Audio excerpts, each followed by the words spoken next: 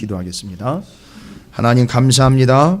하나님의 은혜가 참으로 크고 놀라워 생명의 공동체인 우리 찾으시는 교회가 하나님 중심으로 또 하나님만을 모신 믿음의 공동체로 세워져 가게 하심을 감사드립니다.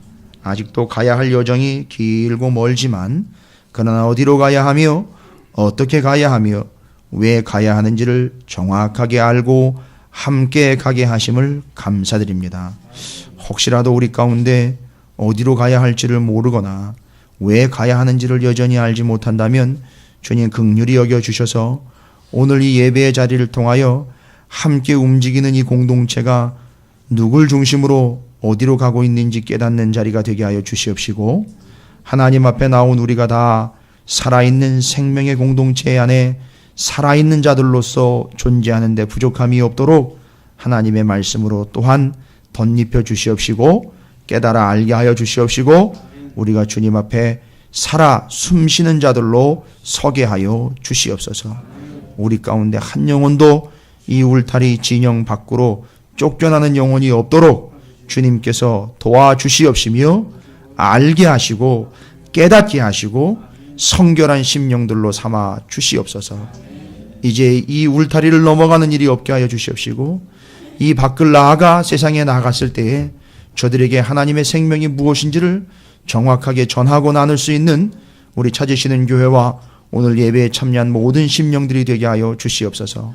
오늘 말씀을 통하여 다시 한번 생명을 깨닫게 하여 주시옵시고 하나님의 은혜를 경험케 하여 주시옵시며 주의 약속을 굳건히 붙잡는 복된 자리가 되게 해 주시옵소서.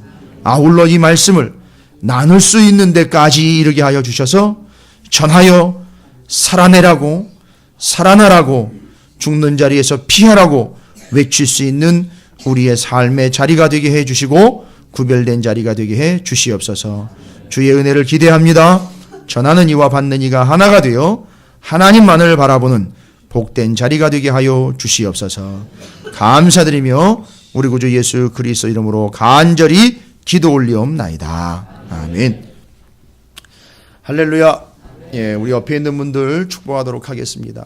자, 뭐라고 축복하시느냐 하면 살아있는 공동체에 함께 하신 거를 축복합니다 라고 옆에 있는 분 축복하시게 됩니다. 예. 살아계시죠? 두 눈 동그랗게 뜨고 쳐다보고 있는데 당연히 살아있죠. 예. 이 살아있다라는 말은 단순히 육신적인 생명을 이야기하는 것이 아니라 영적인 생명을 이야기하는 겁니다. 오늘 말씀이 그것을 이야기하고 있고 또 나누게 될 때 여러분에게 더 큰 은혜가 임하게 될 줄로 믿습니다.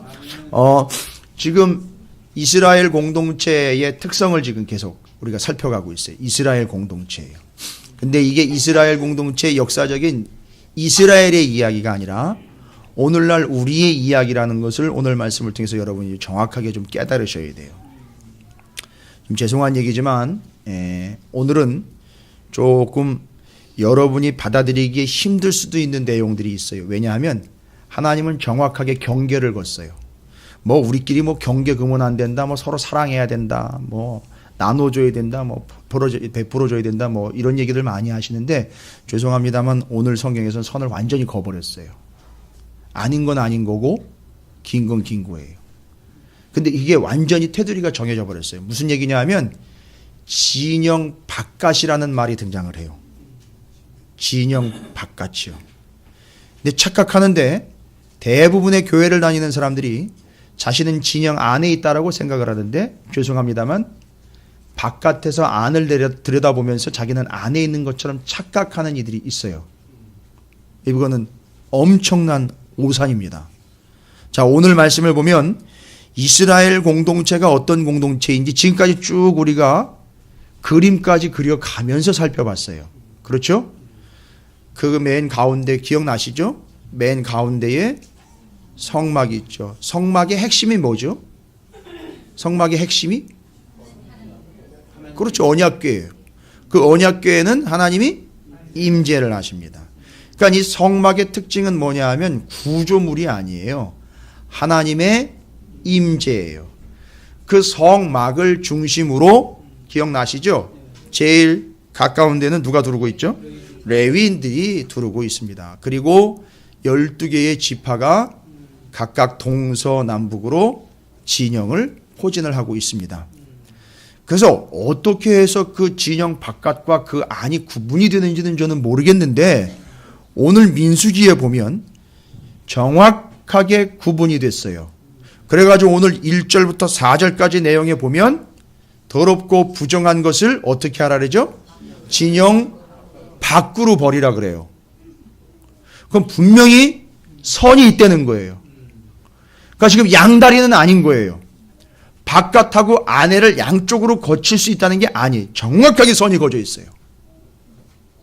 놀랄 정도로 선이 거져 있어요. 근데 이걸 반경 몇 킬로 이렇게 얘기한 게 아닌데 오늘 말씀해 보니까 진영 안과 바깥이 정확하게 구분이 돼요. 아, 이건 뭘 이야기하는 거냐 하면 여러분 공간적인 구분을 이야기하는 게 아니에요. 이건 상태를 구분하는 거예요.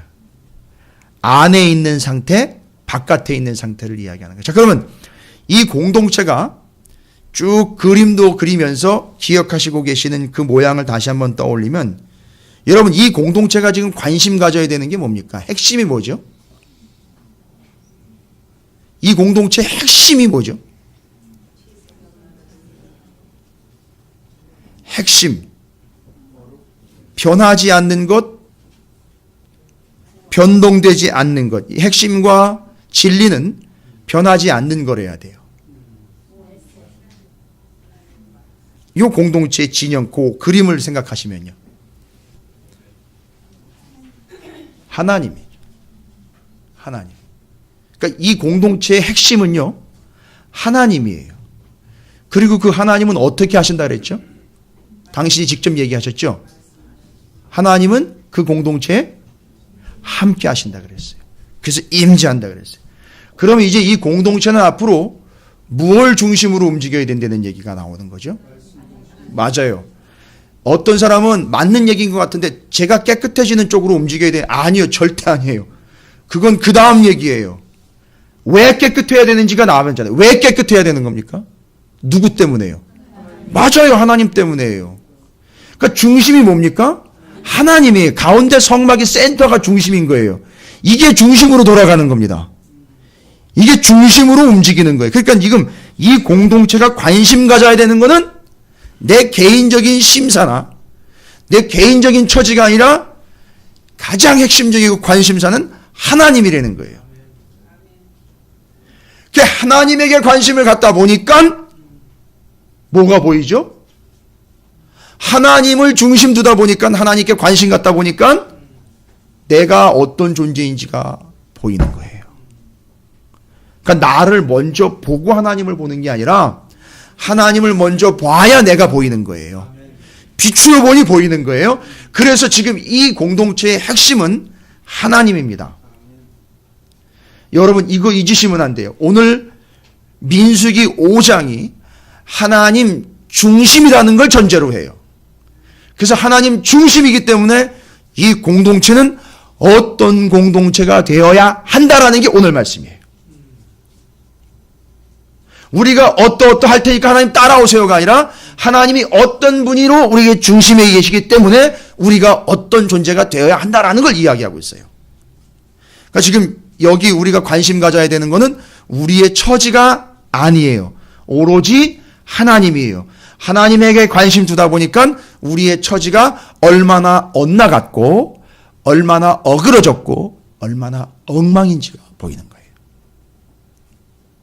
그래서 하나님 오늘 1절부터 4절까지 기록된 내용 여러분 뭐 많이 들었던 내용인데 하나님의 명령이 떨어집니다. 뭐라고 명령이 떨어지느냐? 여호와께서 모세에게 말씀하여 이르시되 이스라엘 자손에게 명령하여 모든 세 가지가 나와요. 나병, 유출증, 그 다음에 죽음으로 어떻게 된 자요? 부정하게 된 자를 다 어떻게 하래요? 진영 바깥으로 내보내요. 그러니까 요 나병, 그러니까 나병 환자, 유출병은 뭐죠? 피를 흘리는 병이에요. 그러니까 이게 이유 없이 피가 쏟아지는 거예요. 그래서 이제 죄송하지만 우리 다 성인들이니까 왜 피를 쏟는 게 부정한 거냐면 피에는 뭐가 있기 때문에 생명이 있기 때문에 그래서 여성들이 정기적으로 피를 쏟는 그 기간들을 부정한 기간으로 이야기하는 이유가 그래서 그런 거예요. 일단은 그게 병이 아닌데도 몸에서는 생명이 나가는 거기 때문에 그게 생명이 빠져나가는 거라고 보고 그걸 정결하게 되는 기간을 따로 갖는 거예요. 그래서 그 유출병, 피가 나오는 병이에요. 나병은 여러분 잘 아시다시피 제일 심각한 피부병이죠. 그 다음에 주검은요, 시체 아니에요. 죽음이죠. 이 세 가지는 절대 진영 안에 있으면 안 돼요. 그리고 그걸 접촉한 자도 부정해지기 때문에 있으면 안 되는 거예요. 그 이유가 그 사람이 고통을 당하기 때문이거나 그 사람이 죽을 수 있기 때문이 아니라 다시 한번 말씀드립니다. 모든 이유와 근거는 뭐가 되는 거예요? 하나님인 거예요. 하나님 때문에 그들이 그 안에 있으면 안 돼요. 그럼 뭘 얘기하는 걸까 이거는? 잘 보세요. 이 공동체의 특징입니다. 이 공동체의 특징이 지금 누구에 의해서 설명이 되고 있는 거예요? 그래서 하나님에 의해서 설명되는 거예요. 그래서 이 찾으시는 교회의 특징은 하나님에 의해서 설명이 돼야 돼요. 여러분의 신앙은요, 내가 지금껏 어떻게 여러분 이거 위험한 겁니다. 내 신앙은 지금껏 이렇고 이랬습니다라고 자기 중심적이 돼서는 절대 안 되는 거예요. 하나님 중심적이 돼야 되는 거예요. 하나님을 중심으로 설명이 가능해야 되는 거예요. 이게 신앙의 이제 본래로 회귀되는 거예요. 집중되는 겁니다. 근데 나병, 유출증, 주검은 이게 특징이 뭐냐 하면 다른 게 아니에요. 이건 죽음과 관련된 것들이에요. 죽음과 관련된 증상들입니다. 왜일까요? 다 무언가 속으로부터 터져 나와요. 나병 어떻습니까? 피부가 곪게 돼요. 그러면 그게 고름이 나옵니다. 그죠? 유출증은요, 속에서 피가 나옵니다. 주검은요, 죽은 시체. 아시죠? 죽고 나면 속에서 다 나와요. 이 속에 지저분한 것들이 다 나옵니다. 그래서 시신을 다 틀어막는 이유가 있는 거예요. 그러니까 이 세 가지 증상은요, 뭘 이야기하는 거냐면 단순히 부정한 것, 더러운 것의 의미가 아니라 이건 죽음을 의미하는 거예요. 막 속에서 막 더러운 거 뽑아져 나오는 거 있죠? 어떻게 그런 말이 나올 수 있는가? 어떻게 그런 행동이 나올 수 있는가? 이유는 다 없어요. 나병 환자의 고름 나오는 거나 시체로부터 썩은 물 나오는 거나 유출병 환자의 피가 쏟아지는 거나 똑같은 증상인 거예요. 그건 그 사람이 그런 상태이기 때문에 그렇게 되는 거예요. 이건 뭐 다른 이유를 설명할 게 없어요. 심각한 거예요. 여러분, 근데 그를 내버려두면 자연스럽게 죽지만 문제는 뭐예요? 이 공동체는요, 하나님의 공동체이기 때문에 죽음을 의미하는 이 세 가지는 공동체 안에 있으면 안 되는 거예요. 그러니까 어떻게 하라고 얘기를 하신다고요? 공동체 바깥으로, 진영 밖으로 내쫓으려는 거예요. 이게 뭘 이야기하는 거냐? 다시 한번 얘기 드려요. 이 공동체는 깨끗한 공동체라는 게 아니에요. 더 깊이 나아가야 돼. 이 공동체는 하나님께서 하나님이 세 가지 내쫓으라고 이야기한 이 세 가지 증상을 통해서 뭘 이야기하려고 하냐면 그냥 내쫓아 지저분한 거 내쫓은 게 아니라 다 세 가지가 뭐와 연결되어 그랬죠? 죽음과 연결돼요. 그러니까 죽음을 내쫓으려는 거예요. 그럼 이 공동체는 어떤 공동체라는 거죠? 그렇죠. 살아있는 공동체라는 거예요. 생명의 공동체라는 거예요. 죽을 것이 들어와서는 안 되는 거예요. 죽을 것이 들어오면 내가 죽인다는 거예요, 하나님은. 왜요? 죽을 것을 죽여서 살려내는 거예요. 뭔 얘기예요? 죽을 걸 죽여요. 죽음을 죽여요. 그래서 영원한 삶을 사는 거예요. 이게 하나님의 특징이죠. 죽을 걸 죽입니다. 죽임을 죽였어요. 많이 들어보셨죠? 죽임을 죽였어요. 누가요? 예수 그리스도께서 죽음을 죽이시고 부활하셨기에 영원한 생명, 영생이 우리에게 임하게 된 거예요. 할렐루야. 이걸 얘기하는 겁니다. 그러니까 이 공동체는 단순히 깨끗한 공동체라는 게 아니에요. 이 공동체는 어떤 공동체다? 생명의 공동체라는 거예요. 할렐루야. 근데 이게요, 자꾸 구약 얘기를 하니까 옛날 얘기로 자꾸 착각을 해요. 아니요. 이 구약의 이 공동체는요, 이 진영은 신약에 뭘 의미하느냐 하면 정확하게 이해를 하셔야 돼요. 아주 직결이 되어 있어요. 그냥 그게 이거다라고 얘기를 해버려요. 사도행전 7장 38절에 예전에 이미 제가 한번 말씀드렸어요.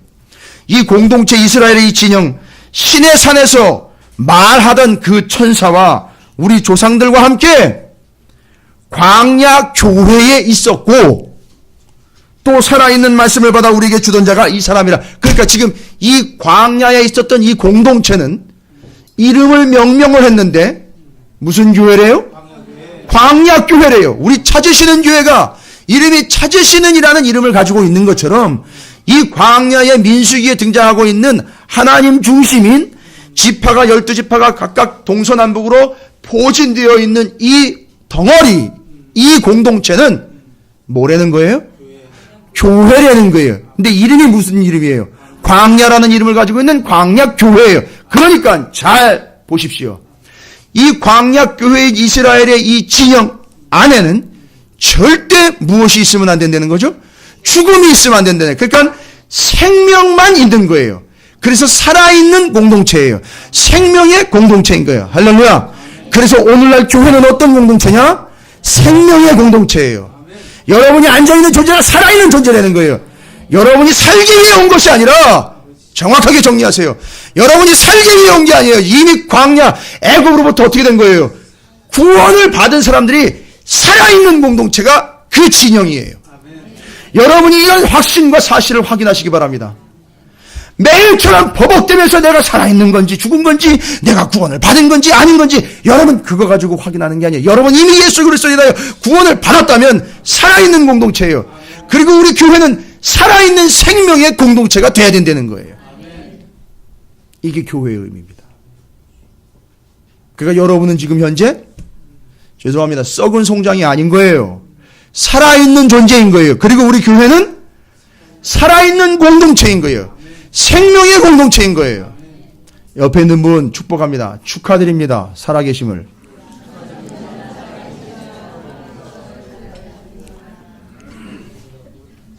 자, 그러면 이제 중요한 결론을 하나 내립니다.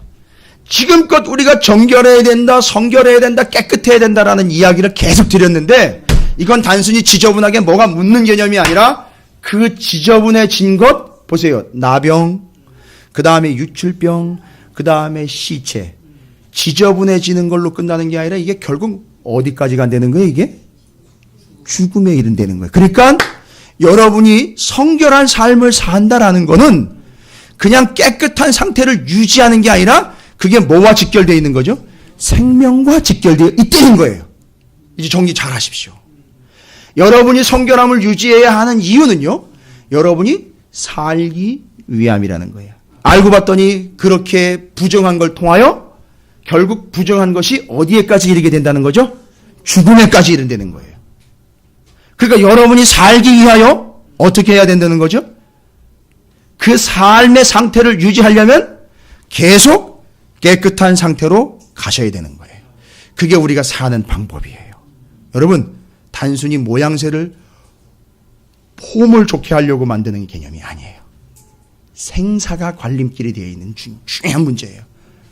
정결하고 깨끗한 것은 여러분이 사는 유일한 방법이에요. 이걸 잊지 마시기 바랍니다. 그래서 오늘날 교회는 바로 뭐예요? 살아있는 공동체로서 교회 안에는 어떤 더러운 것도 용납되어서는 안 되는 거예요. 그리고 그걸 진영 밖으로 내어 쫓으라고 이야기해요. 오늘날 교회는 징계가 없어요. 잘못하면 내쫓아야 되는데 그런 게 없단 말이에요. 내쫓는다는 의미를 그냥 추방한다라는 개념으로 보시면 안 돼요. 반드시 과정을 거쳐야 된다는 거죠. 제가 어느 교회 얘기를 들었는데 이거 조금 이따 나올 거예요. 세 번째, 이 공동체의 특징 이야기할 때. 교인들끼리 그것도 교회의 중직 여자와 남자가 바람이 난 거예요. 둘이. 그걸 버젓이 내버려두고 아무렇지도 않은데 그냥 그냥 그렇게 흘러가고 있는 게 오늘날 판이에요. 여러분 그거 그냥 내버려두면 어떻게 된다고요? 죽어요. 아니 아직 잘 살아있던데요? 여러분 그 개념을 이야기하는 게 아니잖아요. 죽는다고요. 그리고 그 공동체는 어떻게 되는 거예요? 무너지는 거예요. 이미 무너졌다라는 건 뭘 이야기하는 겁니까? 하나님은 내보내라는데 안 내보냈지요. 그러니까 어떻게 되는 거예요? 그래? 그럼 내가 나가지. 이렇게 되는 거예요. 뭐 부부싸움에 나가는 게 아니에요. 그 공동체는 어떤 공동체예요? 생명의 공동체이기 때문에 죽느냐 사느냐가 관건인 건데 아니 그게 어떻게 용납이 되냔 말입니다. 반드시 처리를 해야죠. 그래서 이 공동체는 생명의 공동체예요. 그래서 부정한 것은 결국 우리를 뭘로 몰고 가기 때문에요? 죽음으로 몰고 가기 때문에 부정한 것은 반드시 어떻게 해야 된다? 내쫓는 거예요. 바깥으로 정리해야 되는 거예요. 어떻게 그렇게 참혹하고 잔인하게. 아니요. 이 공동체를 살려야 되는 거예요. 이 공동체가 살아야 되는 거라고. 교회가 살아야 된단 말이에요. 그리고 그 가운데 제일 중요한 건 누가 있기 때문이야? 하나님이 있기 때문이에요. 여러분 우리 생각으로 자꾸 이야기하면 안 돼요. 인정상 얘기하면 안 돼요. 레위 제사장들, 레위인들이야 뭐 했죠? 내 편 레위인들 나와 해가지고 그 우상에게 숭배하고 절했던 자들 다 어떻게 했어요? 다 죽여버렸단 말이에요. 그래서 넌 내 편이다 딱 얘기해. 네가 내 마음 알겠지? 이게 레위인들에게 주신 하나님의 마음이에요. 근데 지금 오늘 여기 생명의 공동체라는 이 정확한 주제를 가지고 그 죽음이 무엇로부터 오느냐? 부정함으로부터 온다는 거예요. 그러니까 그걸 이야기하는 절대 용납하면 안 되는 거예요. 여러분 치열하게 싸우셔야 돼요. 절대 교회 안으로, 여러분의 가정 안으로, 여러분의 심령 안으로 더러운 것이 들어오지 못하도록 치열하게 싸워내셔야 돼요. 고린도전서, 여러분 고린도 교회가 바로 이걸 심각하게 겪었던 교회예요. 교회 안에 음란, 성적 타락만 말도 아니었었어요. 엉망진창이었어요. 우상 숭배. 그때 사도 바울이 이렇게 얘기를 합니다. 고린도전서 5장 9절부터 13절까지 기록된 말씀이에요. 이미 예전에 새벽기도 때 나눈 말씀인데 내가 너희에게 쓴 편지에 음행하는 자들을 사귀지 말라 하였거니와. 이거 교회 안에서 있는 얘기입니다. 교회 바깥에서 있는 얘기 아니라 교회 안에서 있는 얘기. 음행하는 자들이 있고 그 음행하는 자들과 뭐 하지 말아라? 사귀지 말라고 얘기를 해요. 아예 아는 척도 하지 말라는 거예요. 이 말은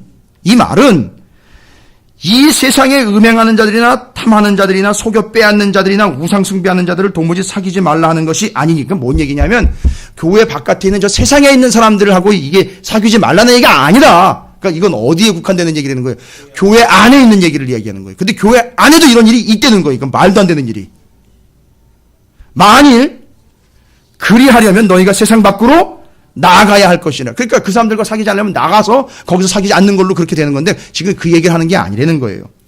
이제 내가 너희에게 쓴 것은 만일 어떤 형제라 일컬음 받는 자가 음행하거나 탐욕을 부리거나 우상숭배를 하거나 모욕하거나 죄송합니다. 여기 술 취하거나 라고 나와 있어요. 속여 빼앗거든 뭐하래요? 사귀지도 말고 그런 자와는 함께 먹지도 말라 함이라.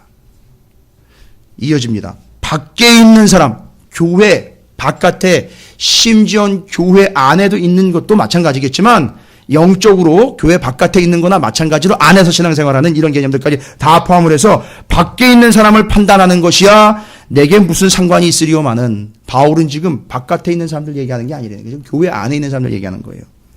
교회 안에 있는 사람들이야 너희가 판단하지 아니하랴. 이 얘기는 이 얘기. 여러분 교회 안에 그런 문제 있는 거 다 알잖아요. 누가 그런지 다 알잖아요. 그걸 정죄하거나 평가하라는 얘기가 아니라 이게 얼마나 심각한지 아시지 않습니까? 하고 바울이 얘기한 거예요. 밖에 있는 사람들은 하나님이 심판하시려니와 이 악한 사람들, 지금 교회 안에 있는 이 악한 사람들은 너희 중에서 내쫓으라. 바울이 고린도 교회에다 그렇게 얘기를 해버렸더라고요. 여러분 이거 섭섭하게 들리세요? 바울이 왜 이런 얘기를 했을까요? 감정적인 것 때문에요? 화가 나니까? 아니요. 자기 권위를 내세우려고요? 아니요. 목회자적인 자기 권위와 자리를 내세우려고요? 아닙니다. 이 교회는 어떤 공동체이기 때문에요? 생명의 공동체이기 때문에 이 더러운 것들로 인하여 뭐가 들어온다고요? 죽음이 들어온단 말이에요. 그러면 이 죽음으로 인하여 다 죽는 거예요. 그걸 이야기하는 겁니다. 그러니까 어떻게 하려는 거예요? 심지어는 아주 강력하게 내쫓으라는 얘기예요. 이야, 어마어마한 겁니다. 그러니까 부정한 것으로 인하여 죽음에까지 이르지 아니하도록. 여러분, 누구 중심이라고요? 하나님 중심이에요. 이 진영은 오늘날 뭘 의미한다고요? 교회를 의미하는 거예요. 그리고 그 가운데는 하나님이 계시는 거예요. 그럼 이걸 하나님 중심으로 다시 재해석을 해보자고요. 하나님 중심으로. 하나님은 어떤 하나님이라는 결론이 나오는 거예요. 그러니까 살아계신 하나님인 거예요.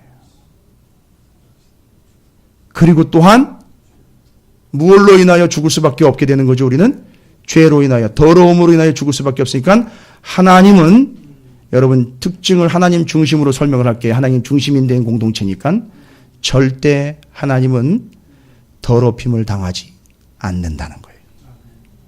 이게 하나님 중심으로 설명해 드린 거예요. 하나님은 절대 더럽힘을 받지 않으십니다. 정확하게 정리하세요. 이스라엘의 진영, 교회, 하나님. 그래서 결론이 나버렸어요. 이 공동체는 더러운 것으로 인하여 죽음에 이르는 그런 공동체가 아닌 생명의 공동체. 따라서 더러운 것은 반드시 몰아내야 돼요. 이유는요, 우리 입장에서는 살기 위해서요. 하나님 중심에서는 하나님은 절대 더럽힘을 받지 않으시기 때문에 이게 중심인 거예요. 아주 간단하게 정리가 되어버렸어요. 이걸 첫 번째 특징으로 우리에게 교회와 이스라엘 진영을 연결해서 설명한 겁니다. 자, 그럼 두 번째 특징이에요. 이 공동체의 특징.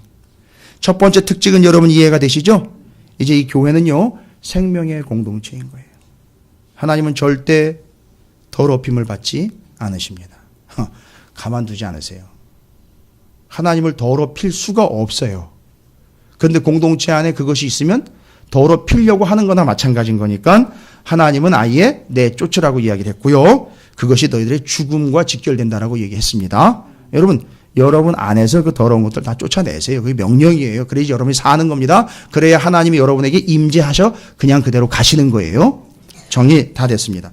5절부터 10절까지에 보면은 여러분 그 5절부터 10절까지에 있는 내용은 다른 내용이 아니라 공동체 안에서 형제들 사이 서로가 무슨 일을 겪었느냐 하면 형제에게 피해를 입히는 일이 발생이 됐어요. 그렇게 될 수 있잖아요. 여러 사람이 같이 살다 보니까 텐트를 치다가도 부딪힐 수도 있고, 영역을 좀 정리를 하다가도 부딪힐 수도 있고, 먹는 것 때문에 부딪힐 수도 있는데, 문제는 어떤 문제가 생겼냐면 지체들 사이에서, 공동체의 구성원들 사이에서 피해를 입히고 싸움이 일어났어요. 피해를 입혔어요. 그거를 어떻게 해결을 해야 되는가를 설명하는 내용이에요. 그래서 여기서 어떻게 그걸 해결해야 된다라는 개념이 아니라 이 문제를 어떻게 하나님이 설명하시는지 여러분 그 본질적인 의미를 깨달으셔야 돼요. 하나님이 사람들, 내 주변에 있는 사람들에게 피해를 입히는 걸요, 범죄를 통해서 피해를 입히는 걸 하나님은 어떻게 얘기를 하셨느냐면 이건 하나님을 거역하는 행위다라고 이야기를 하셨어요. 아니, 하나님에게 뭐라고 얘기한 게 아닌데 공동체 안에 있는 다른 지체를 피해를 입혔다고요. 자기가 죄를 범해서 옆에 있는 이웃과 내 사랑하는 형제와 자매들에게 피해를 입혔어요. 이걸 하나님이 어떻게 받아들이셨다고요? 하나님을 거역하는 행위다라고 규정을 해버렸어요.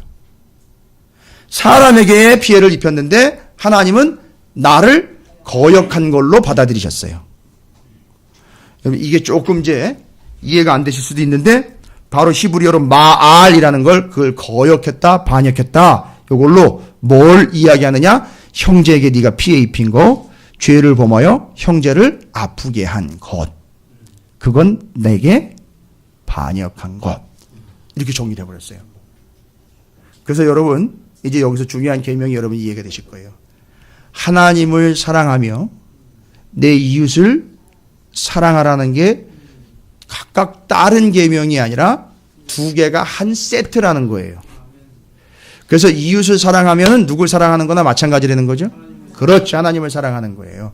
이게 여기서 이제 정리가 되는 겁니다.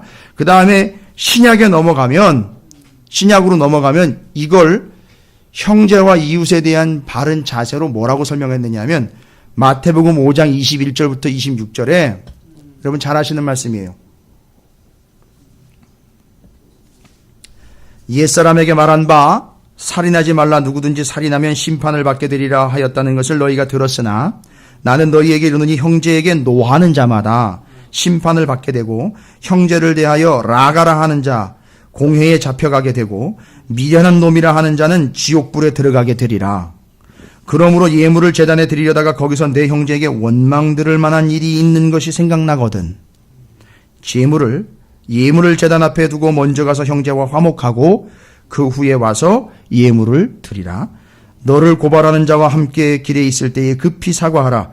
그 고발하는 자가 너를 재판관에게 내어주고 재판관이 옥리에게 내어주어 옥에 가둘까 염려하라. 진실로 내게 이르노니 내가 한 푼이라도 남김없이 다 갚기 전에는 결코 거기서 나오지 못하리라. 생각해 보세요. 하나님 앞에 제사 드리러 나가야 되잖아요. 가운데로, 그죠? 근데 가운데로 나가기 전에 뭐 하라는 거죠? 지금 문제가 생겼을 때 형제와 화해하라는 거예요. 왜 화해하라는 거예요? 좋은 관계를 유지하라. 그것 때문에 막혀버리는 게 있는 것 때문이 아니었다는 거예요. 그게 얼마나 심각한 죄인지 여러분 아시겠어요? 형제와 다툼이 있고 형제와 걸리는 게 있었어요. 그리고 그걸 그대로 둔 채로 가운데 있는 성막으로 제사하러 나간단 말이에요. 나가다 보면 누구랑 만나요? 하나님하고 만나기 전에 누구랑 만나게 돼요? 제사장 만나기 전에 누구랑 만날까요? 그 싸운 사람이랑 만날 거 아니에요. 그죠? 그러면 이제 일반적인 반응은요. 싸웠기 때문에 어떻게 돼요? 안 보죠. 네, 끝나는 거예요. 그게 어떻게 되는 거예요? 하나님도 그에게 뭐라고 해요? 너도 안 보겠다 이거예요. 왜요? 영적으로 개인이 자기가 하나님 앞에 그냥 걸리는 문제가 아니에요. 이건 무슨 심각한 결론 내버린 거예요. 하나님 아예 결론 내버렸잖아요. 이게 뭐 하는 거다고? 하나님을 거역하는 거라고 아예 못을 박아버렸기 때문에 네가 뭘 나한테 갖다 드리든 거역한 놈 걸 내가 왜 받느냐 이거예요. 드려봐야 소용없다는 거죠? 그렇지요. 예전에 사울에게 한 얘기예요. 아무리 많은 양, 기름, 희생제물을 드려도 안 받겠다는 거예요. 순종이 제사보다 낫다라는 이야기 여러분 기억하시죠? 그거 다 안 받는다는 거예요. 왜? 나를 거역한 놈 걸 내가 왜 받아? 이렇게 돼버리는 거예요. 넌 나를 거역했기 때문에 내가 널 걸 받을 수가 없고 받고 싶지도 않고 받을 필요도 없어. 돌려보낸다는 얘기예요. 그러니까 이 사람은 완전히 하나님과 뭐가 돼버리는 거예요? 단절이 돼버리는 거예요. 뭐 때문에 단절이 된 거예요 지금? 거역죄지요. 하나님을 거역한 죄지요. 근데 하나님에게 뭐 대들고 뭐 한 게 아니라 누구한테 한 거예요? 이웃에게 한 거란 말이에요. 공동체 안에 있는 다른 사람에게 한 거란 말이에요. 여러분이 우리 찾으시는 교회 안에 인원은 많지 않지만 누군가에게 이렇게 했다면 여러분이 걸렸더니 거역죄, 반역죄가 되는 거예요. 그럼 여러분이 아무리 헌금을 드리고 아무리 예배를 드려도 그건 받으실 수가 없다는 거예요. 이걸 교회에다가 적용을 한 거예요. 마태복음에서 더 심각하게 얘기를 한 거 아닙니까 이게 지금. 교회 공동체 안에서 정확하게 이 이야기를 그 공동체 이야기를 여기다 적용을 해버린 거란 말이에요. 이게 더 확실하게 뿌리가 박힌 거예요. 그러니까. 여러분이 재미있는 얘기를 제가 설명을 해드릴게요. 왜 이 한 사람 한 사람이 하나님 앞에 소중하냐 하면 잘 보세요.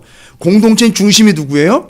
하나님이에요. 그러니까 하나님을 중심으로 모든 이스라엘 백성들이 다 하나님과 어떤 관계를 맺고 있어요? 개인이 1대1 관계를 맺고 있다고요. 지금 중심을 가만히 그림을 생각해 보세요. 하나님 중심이죠. 12지파가 둘러있죠. 뭐냐 하면 이런 거예요. 하나님을 중심으로 개개인이 다 하나님에게 지금 화살표를 날리고 있는 거예요. 이해가 되십니까? 특별히 굵은 화살표 없어요. 다 똑같은 화살표로 하나님을 다 집중하고 있어요. 그런데 이 중에 한 화살표가 다른 화살표를 어떻게 해버린 거예요? 끊어버린 거란 말이에요. 이해가 되십니까? 그러면 어떤 게 문제가 발생이 됩니까? 이 사람을 하나님으로부터 어떻게 해버린 거예요? 끊어버린 죄가 되는 거예요. 그래서 반역죄가 되는 거란 말이에요. 여러분 6장에 가면 나실인법이 있어요. 나실인법으로 설명을 드릴게요. 되게 재밌어요. 제가 이 말씀 준비하면서 막 신나가지고 이 말씀을 준비를 했는데 너무너무 재밌더라고요. 나시린이 지켜야 하는 규례 중에 하나가 있습니다. 3가지 규례가 있는데 포도주 독주, 그 다음에 뭐죠? 머리를 자르는 게 아니라 머리카락을 자르면 안 돼요. 그 다음에 하나 더 있어요. 시체 만지면 안 돼요. 죽은 거 만지면. 이거 다 연결돼요. 지금 5장이 이해돼야 나시린법이 이해가 되는 거예요. 다 연결되는 거예요. 그러니까 오후에 또 오후를 미리 좀 복선으로 깔아드립니다. 오후에 참석하시면 5장, 6장이 다 연결이 되면서 잘 이해가 되실 거예요. 나시린법을 새롭게 제가 볼 수 있도록 말씀을 전해드릴 테니까 오후 예배 때 꼭 참석하세요. 예. 자, 그럼 그 나시린법 중에 머리 깎아서는 안 된다는 거 있죠? 머리 깎은 거. 여러분, 그 왜 머리 깎으면 안 되냐면 6장에 나와 있어요. 6장 18절에 서원을 다 드리고 서원을 다 이루고 나면 나시린이 성별한 기간이 딱 지나고 다 이루고 나면 성취하고 나면 머리를 깎아요. 그래서 갱그라에서 바울이 머리 깎았다는 얘기 있죠. 선교여행 마쳤다라는 걸 상징적으로 보여줬어요. 근데 여기 제사를 드리면서요. 나시린이 그 서원한 기간이 지나고 나면 머리를 깎습니다. 그러면 다 이루었다는 얘기죠. 그리고 머리 깎은 거 어떻게 하는지 아세요? 하나님 앞에 서원 제물 다 이뤘습니다라고 제물 드릴 때 그 머리털 깎은 걸로 제물을 태워요. 불에다가 넣어가지고. 이건 뭔 얘기야? 나를 다 드린다는 얘기예요. 머리가 제일 빨리 자라잖아요. 사람이 보면. 그러니까 그래서 사람들은 뭐라고 생각해요? 이 머리에 생명이 있다고 생각해요. 그래서 절대 이걸 건드리면 안 되는 거예요. 이건 하나님만이 컨트롤 하신다라는 얘기가 있는. 그래서 절대 손을 대면 안 돼요. 머리카락에는. 그런데 잘 보세요. 그런데 이걸 하나님만이 손을 대서 다 이룬 다음에 잘라내야 되는데 싸움이 났어요. 형제들 간에. 네, 벌써 상상이 되시네요. 싸움이 났습니다. 어떻게 싸워요? 머리채를 붙잡고 막 싸우는 거예요. 머리가 하얗게 빠지는 거예요. 큰일 났습니다. 이거 누가 이건 깎을 수 있고 누가 베버릴 수 있는데요.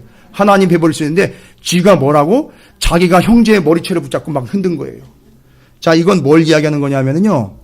그 사람이 하나님 앞에 서원하여 나신이로 살 걸 결단했는데 그 사람의 머리털을 잡고 머리채를 흔들고 머리를 뽑아버렸다는 얘기는 이 사람이 뭘 하지 못하도록 회방한 게 되는 거예요? 나시린이 되지 못하도록 회방한 거예요.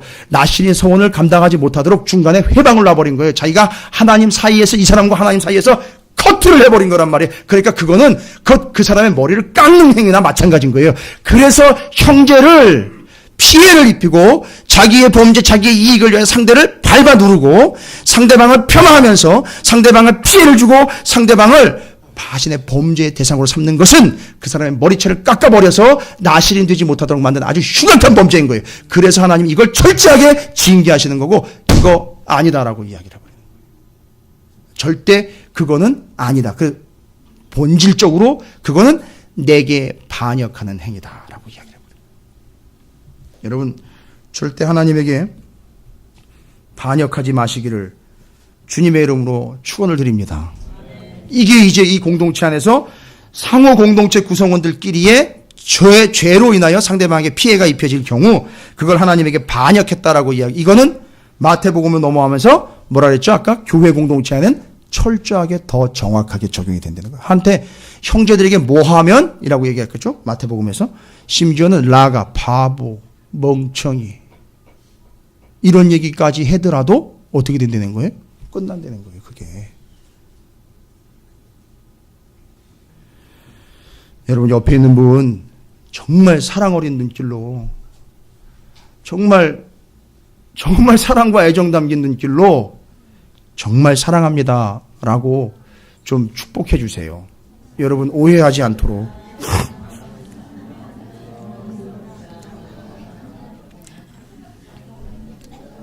그러니까 옆에 있는 그가 하나님 앞에 서원한 삶을 살도록 지켜주는 건 누가 지켜주는 거예요? 내가 지켜주는 거예요.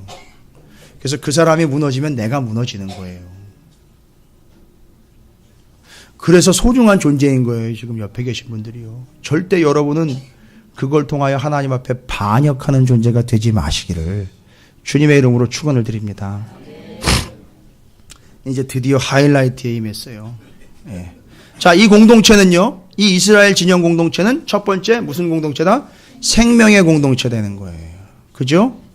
그걸 통해서 절대 하나님을 뭐 할 수 없다? 더럽힐 수 없다. 두 번째는요. 그 공동체 안에 형제를 피해 입히는 것은요.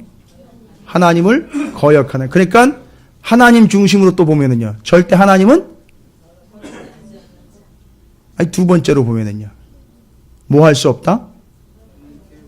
거역할 수 없다. 이게 하나님 중심이에요. 그러니까 하나님을 더럽힐 수 없고 거역할 수 없다. 이게 두 번째예요. 세 번째는요. 좀 길어요. 이게 아마 얽히고 설킨 이야기가 많아서 좀 긴 것 같아요. 11절부터 31절까지. 어떤 경우죠? 참 어떻게 이런 경우까지 다 담아놨는지 모르겠는데 잘 보세요. 공동체 아니에요. 역시 공동체 아니에요. 그 공동체 안에 무슨 일이 발생이 됐어요? 심각한 일이 발생된 거예요. 여러분 의심을 하게끔 만든 일이 생겼어요. 어떤 일이죠? 예. 글쎄 뭐 그 지파 안에서 그랬는지 그 지파 바깥에서 그런지 하여튼 뭐 그건 모르겠는데 엄연히 남편과 아내가 있는데 다른 여자 다른 남자랑 바람이 난 거예요. 바람이 났는지 누가 유혹을 했는지 그건 잘 모르겠는데 어쨌든 남편과 아내가 아닌 다른 사람과 성적인 문제가 생겼어요. 이런 얘기를 하면 요즘에는 그렇게 받아들여요. 그럴 수 있겠다 이렇게 받아들여요. 요즘에 하도 그런 세상이니까. 그럴 수 있겠네. 그랬어? 뭐 거기도 마찬가지네. 뭐 이렇게 돼버리는데 여러분 이건 심각한 거예요. 잘 보세요. 단순히 여자와 남자가 만나서 성적으로 타락을 한 문제가 아니라 이거는요. 한 번에 두 사람이 무너지는 범위예요. 이해가 되시죠? 공동체 안에 한 사람이 무너지는 게 아니라 둘이 합의하에 저지른 일이기 때문에 공동체 안에 둘이 무너져요. 심지어는요. 둘이 무너지는 게 아니라 뭐가 무너져요? 가정이 무너져요. 일파만파예요. 이거는. 이건 하나님이 이걸 민감하게 안 보실래야 안 보실 수가 없는 거예요. 양 개인이 만나서 자기들이 뭐 합의하에 내지는 뭐 서로 좋아서 뭐 이런 뭐 여러 가지 핑계가 있을 수 있는데 하여튼 둘은 이미 다 무너진 거고요. 결론적으로 이러다 보면 어떻게 돼버린다고요? 가정이 다 무너지는 거예요. 자, 이런 경우 이거 어떻게 하느냐는 얘기예요. 근데 왜 이런 일을 지금 거론하고 있는 걸까? 이런 일이 실제로 있다는 거예요. 이건 어떻게 처리를 해야 되느냐 이거예요. 근데 이걸 처리를 하려면은요. 여러분 신명기에도 나와 있습니다. 신명기 19장 15절에 보면 사람의 모든 악에 관하여 또한 모든 죄에 대하여는 한 증인으로만 할 게 아니라 두 증인의 입으로나 또는 세 증인의 입으로 그 사건을 확정할 것이며 이걸 공론화시켜가지고 이걸 제거를 하려면 반드시 뭐가 필요해요? 증인이 필요해요. 그것도 한 사람 가지고 안 돼요. 두 사람이나 세 사람이 반드시 있어야 돼요. 여러분 아까 나병, 유출병, 그 다음에 시체 이건 보이죠. 그 다음에 형제들과 그 공동체 안에 서로 피해를 입힌 거 드러나지요. 그건 문제가 안 돼요. 근데 이거는요. 이건 몰라요. 자기들끼리 얘기를 안 하면. 근데 더 웃긴 거는요. 이걸 제대로 공론화시키려고 2명, 3명의 증인을 찾아요. 아니 어느 정신 나간 인간들이 2명, 3명 증인을 세워놓을 정도로 그 짓거리를 하겠습니까? 숨어서 하기 때문에 드러나질 않는 거예요. 자, 뭘 이야기하려는지 아세요? 아무도 몰라요. 아무도 몰라요. 심지어 그 사람은 나만 알고 있고 어떤 사람은 나만 가지고 있는 거예요. 지금 하나님이 어디까지 오셨는지 아시죠? 이 공동체의 특징이요. 아무도 모르고 나만 가지고 있는 범죄. 나만 알고 있는 범죄. 나만이 지금 누리고 있는 범죄 있잖아요. 하나님은 그것까지도 지금 건들고 계시는 거예요. 그래서 하나님 중심으로 볼까요? 먼저 결론부터 내면요. 하나님 중심으로 보면 아무도 모릅니다. 속일 수 있을 거라고. 숨길 수 있을 거라고. 아무도 모르니까. 왜요? 당사자만 입 잘 닮으면 된다고 생각할 거예요. 그죠?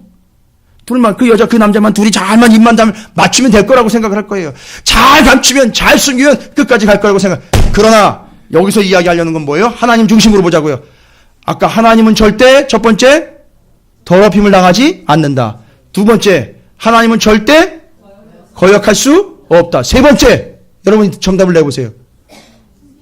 그렇죠. 하나님은 절대, 하나님을 숨길 수 없다면 하나님을 숨긴다는 게 되버리니까 이게 안 되고, 그렇죠. 하나님은 절대 속일 수 없다. 우리가 믿는 하나님이에요. 이 세 가지 특징 여러분 잊지 마세요. 어디 감히 함부로 하나님을 속일 수 있다라고 생각하라고 하나님을 거역하며 하나님을 더럽게 하려고 합니까? 아니에요. 이건 교회 공동체가 아니에요. 그래서 하나님은 절대 더럽힘을 당할 수 없어요. 하나님 더럽힐 수 없어요. 하나님 거역할 수 없어요. 하나님 속일 수 없어요. 착각하지 마세요. 그런데 속이려고 드는 거예요. 지금 숨기려고 드는 거예요. 그래서 드러내는 거예요. 그러니까 여러분, 이거는 의처증 걸린 의처증 환자의 몸부림이 아니에요. 하나님이 이 문제를 다루고 있는 거예요, 지금. 근데 그 목사님이 그걸, 괜히 그거 긁어 부스럼 만들거나, 자기가 어떻게 한다고 괜히 그렇게 잘못 얘기했다가 온 가정과 쑥대밭을 만들 수 있는데, 그거 어떻게, 이게 그냥 얘기하는 게 아니에요, 여러분. 이 본문은요, 깊은 묵상이 필요해요. 사건 정황을 파악을 해가지고 검사를 데리고 와서 수사관을 데려가서 수사할 문제가 아니라 이건 딱 보면 알아요. 여러분 13절에 보면 뭐라고 표현되어 있느냐면 한 남자가 그 여자와 동침하였으나 나왔죠. 한 여자하고 한 남자하고 동침을 했어요. 참 어려운 상황 가운데 참 애도 많이 썼어요. 그냥 광야에서요. 한 남자가 그 여자와 동침하였으나 그 남편의 눈에, 원래 남편 있죠. 원래 본 남편, 그 남편의 눈에 어떻게 해요? 일단 숨겨요. 여러분 이 숨기다라는 단어 잘 들으세요. 이거 중요한 겁니다. 숨기다라는 단어는요, 그 사실을 감추려고 하고 숨기려고 하는 거예요. 그 사실을. 그렇게 한 사실을요. 이건 누가 그 짓을 하느냐 하면 자꾸 숨기려고 하는 거는요, 그 남자 있죠. 부정을 저지른 남자 있잖아요. 그놈의 남자가 하는 짓거리예요, 요게. 요 동사가 그렇게 나가요. 그래서 그 남자가 요 사실을 자꾸 숨기려고 합니다. 여러분 숨기다 보면요, 꼬리가 길면 발표해. 이게 이상한 짓을 해요, 자꾸. 머뭇머뭇거리면서 자꾸 뭔가 숨기려고 그래요. 뭔가 자꾸 이상해요. 찜찜해요. 그 다음에요, 드러나지 아니하였고, 이게 드러나지 아니했다는 것은 숨어버렸다라는 얘기예요. 숨어서 내가 나타나지 않도록 하는 거. 이건 누가 하는 짓이냐면 그 앞에 숨기다라는 걸 자꾸 숨기려고 하는 거, 그 남자가 자꾸 나쁜 짓을 한 남자가 숨기려고 하고, 드러나지, 자꾸 피해버려요. 자꾸 도망가고, 바깥으로 안 나오려고 그러고, 자꾸 구석으로 들어가려고 그래요. 이건 누구냐면 그 여자. 이게 특징이에요. 숨기려고 하고, 여자는 또 숨어버리려고 하고. 잘 보세요. 누가 봐도 둘을 조합하면 딱인 거예요. 감이 잡히세요? 아니 이거는 그 공동체 안에서 티가 나게 돼 있어. 죄송합니다. 한 놈은 자꾸 숨기려고 하고 하나는 자꾸 숨으려고 해. 그러니까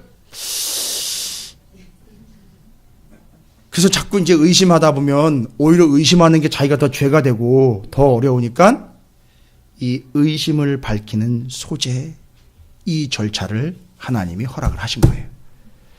하나님은 절대 뭐 할 수 없다? 속일 수 없기 때문에. 그래서 이 둘은 어떻게 해야 되는 거예요? 지침에, 그렇죠. 쫓아내야 돼요. 그래야 가정도 살리고 공동체도 살리는 거예요. 그러니까 반드시 이건 발본색원해야 돼요. 그러니까 반드시 뿌리 뽑아야 돼요. 끄집어내야 돼요. 그래서 내쫓아야 되는 거예요.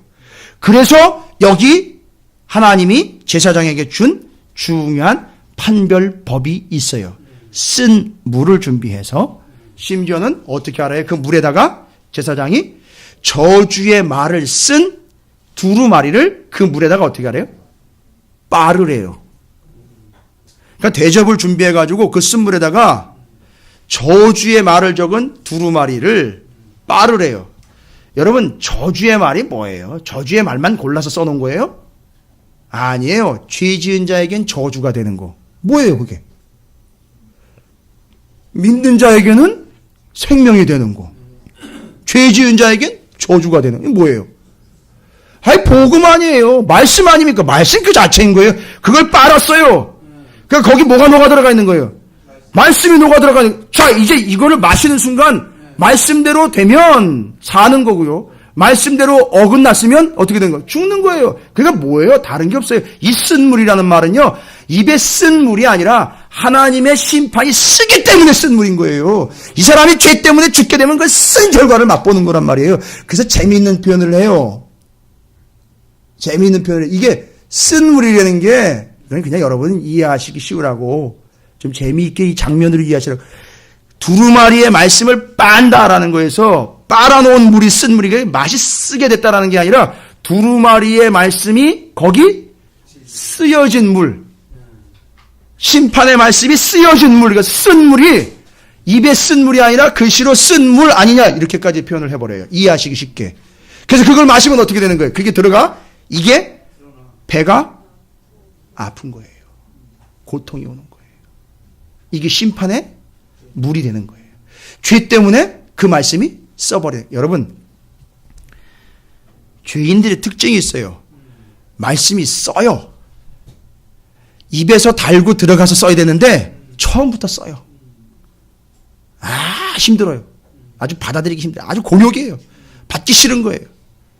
뭘 이야기를 하면 짜증부터 내고 막, 왜 자꾸 그런 얘기 하냐요. 여러분 보셨을 거예요, 다.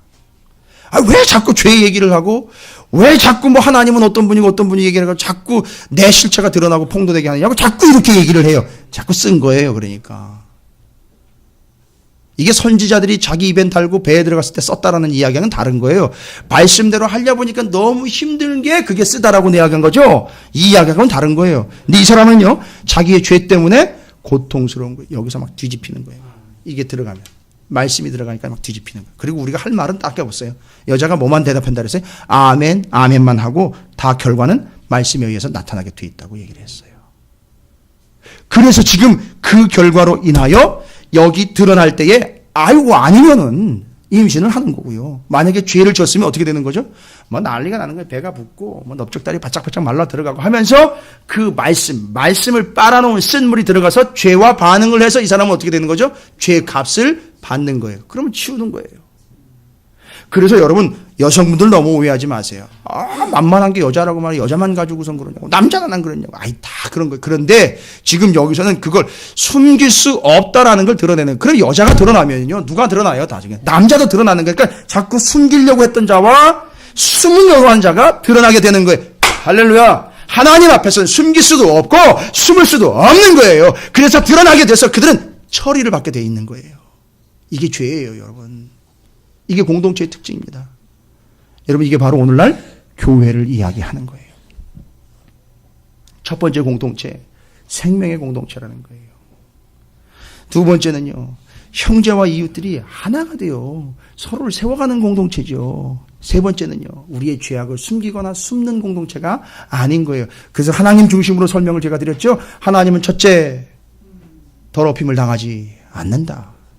두 번째, 하나님은 절대 거역할 수 없다. 세 번째, 하나님은 속일 수 없어요. 여러분, 여러분이 믿는 하나님이 어떻게 돼요? 큰일 났네요. 예? 이게 이 하나님, 우리가 믿는 하나님, 우리가 중심으로 두고 있는 하나님이에요. 우리 구주 예수 그리스도예요. 여러분, 어떻게 이래도 신앙생활 한번 해보시렵니까? 대답들이 영 마음 가운데. 이게 이스라엘의 진영의 공동체의 특징을 통해서 오늘날 교회의 공동체의 특징을 설명한 세 가지예요.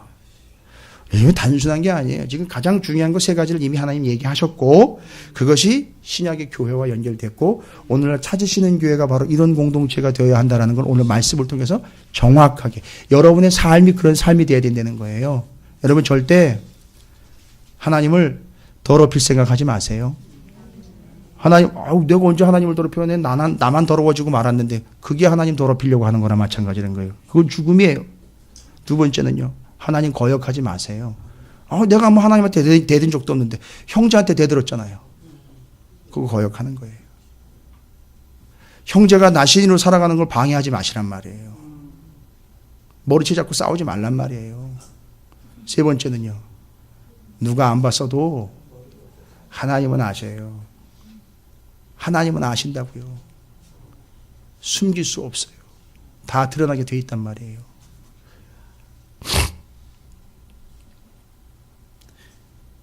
참 민감한 부분이기 때문에 제가 그 말씀을 조심스럽게 드렸지만, 공동체 안에서 여자 남자가 이 어마어마한 짓들을 하고 있다는 것 사실 자체가 하나님을 속이려고 했던 짓 아닙니까? 누가 보겠어? 아무도 없어. 증인 없으면 우리는 깨끗해. 말이 됩니까? 죄송합니다만 교회 안에서 이런 짓거리 했던 인간들은 다 죽기 전에 회개해야 돼요. 지옥 가기 전에 빨리 돌아서야 돼요. 말이 안 되는 거예요. 어디 하나님의 사랑을 여기다 갖다, 예수의 그 보혈, 십자가의 보혈을 어디 여기다 갖다 쳐바릅니까? 말도 안 되는 짓이죠.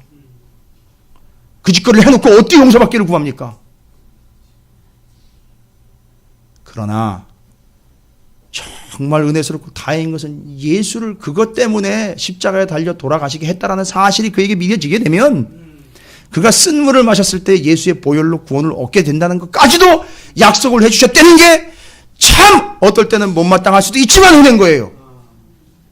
여전히 그 사실을 깨닫지 못한 채로 버젓이 고개를 뻣뻣이 쳐들고 난 그래도 멀쩡했어. 멀쩡한 게 아니에요. 지금 속으로는 다 타들어가고 있는 거예요. 감히 어떻게 그 공동체에서 그런 짓들을 행합니까? 그리고도 멀쩡할 거라고 감히 착각을 하며 살아가고 있습니까? 아니요. 절대 아닌 거예요. 그건 하나님을 속일 수 있다라고 대든 거나 마찬가지인 거예요. 그리고 하나님을 지금 속이고 있는 사람들이 한둘이 아니에요. 절대 속일 수 없습니다. 자, 그러면 그 사람들이 사는 방법을 제가 이제 일러드릴게요. 첫 번째, 이 죄를 저지르고도 살 수 있는 방법이에요. 오, 할렐루야. 첫 번째는요, 빨리, 그건 좀 좋은 방법이고요. 여전히 돌아오지 않는 사람들, 여전히 악을 바락바락 쓰면서 그 상태에 머물러 있는, 첫 번째, 빨리 공동체를 벗어나라. 두 번째, 절대 성경은 읽지도 말아라. 그래야 살아요. 아까 그 쓴 물 있잖아요. 거기 하나님 말씀을 빨았잖아요. 그걸 먹는 순간 그냥 배가 터지고 막 난리가 나잖아요. 그죠? 그러니까 절대 하나님 말씀을 붙잡으면 안 돼요. 그 사람들은. 왜요? 그 말씀이 오히려 그에게 독이 되는 거예요. 심판이 되는 거예요. 두 가지예요. 빨리 떠나든지, 함께 말씀은 절대 붙들지도 말고 보지도 말고 듣지도 말 것. 이게 지금 당장 사는 법이에요. 그러나 그들은 영원히 죽습니다. 근데 여러분은요, 그렇게 살아가고 있습니다.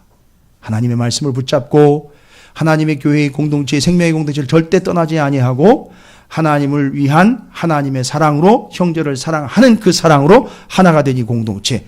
이게 이스라엘의 진영의 특징, 교회의 특징 세 가지입니다. 절대 잊지 마십시오. 옆에 있는 분 축복합니다. 우리 함께 이 교회를 지켜갑시다 라고 축복하시기 바라겠습니다.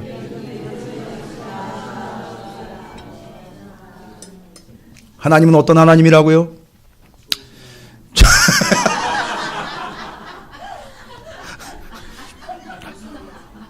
너무 쉽게 가시려고 그래요. 뭐 다 좋다 그러면 다 끝나는 게 아닙니다, 목사님. 오늘 분명하게 여러분에게 말씀드린 이 세 가지 하나님의 특징, 어떤 하나님인지를 다시 한번 기억하시기 바랍니다. 여러분을 무시해서 드리는 게 너무너무 중요한 거기 때문에, 우리 공동체가 쫓고 있고 중심 삼고 있는 하나님은 첫 번째, 절대 더럽힐 수 없는 하나님이에요. 두 번째는요, 절대 거역할 수 없는 하나님이에요. 셋째, 절대 속일 수 없는 하나님. 이 하나님을 여러분이 믿고 있습니다. 우리 공동체는 그래서 생명과 은혜와 소망의 공동체가 되는 줄로 믿습니다. 여러분이 이와 같이 말씀대로 하나님 중심으로 온전함으로 살아가는 여러분의 삶이 되시기를 주님의 이름으로 축원을 드립니다.